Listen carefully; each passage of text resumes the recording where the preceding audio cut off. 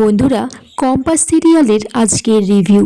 ঋতুজা মুক্তিকে পুলিশে ধরে নেওয়ার জন্য চিন্তিত আছে, তাই সে বাড়িতে একটা পুজোর আয়োজন করেছে। কম্পাস সবটা নিজে হাতে আয়োজন করেছে, সাথে বিহান তাকে সাহায্য করছে। বিহান সেখানে আসলে কম্পাস বলে, আপনি তো একবার রান্নাটা ভালো করেছেন, আর একবার যদি ভালো করে ফেলেন। তখন বিহান তার মাকে বলছে, দেখেছো মা কি বলছে আমাকে? ঋতুজা বলছে, বাবা দেখতে তো সবই পাচ্ছি, তুমি নাও বউকে সাহায্য করো।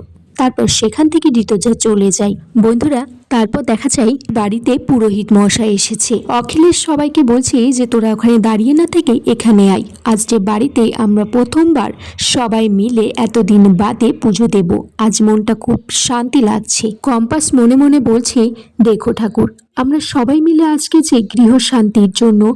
কম্পাস বলছে, ঠাকুর কাল মুক্তিমাসীদেরকে হারাতে পারবো কিনা জানি না, এই বাড়ির সম্পত্তি রক্ষা করতে পারবো কিনা জানি না, কিন্তু আজ যে সবাই মিলে পুজো করছি, আমরা এইভাবেই যেন সবাই আগামী দিনে লড়াই করতে পারি।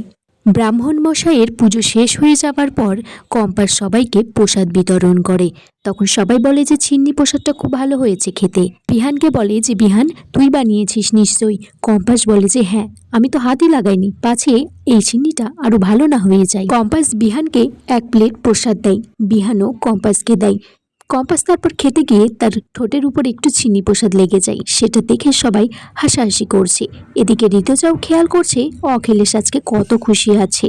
এদিকে দেখা যায় কোর্ট থেকে রায় দিয়েছে সমস্ত বিচার বিবেচনা করে যে সেনাপতি অখিলেশের বায়োলজিক্যাল বাবা নয়।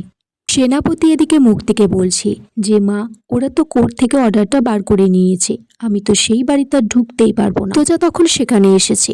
মুক্তি বলছে ঋতুজাকে, ওই বাড়িটা ছাড়া তো আমার আর থাকার জায়গা নেই, তাছাড়া আমি সেনাপতিকে একটা হোস্টেলে রেখে দেব, আমাকে ওই বাড়িতেই থাকতে দে।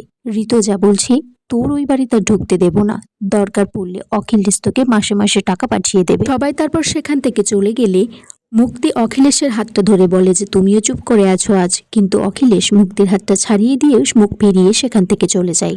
মোনালিসা সেখানে আসে। সেনাপতি বলছে, সবকিছুর পিছনে ওই কম্পাস আছে, কম্পাসকে আমাদের সরিয়ে ফেলতেই হবে।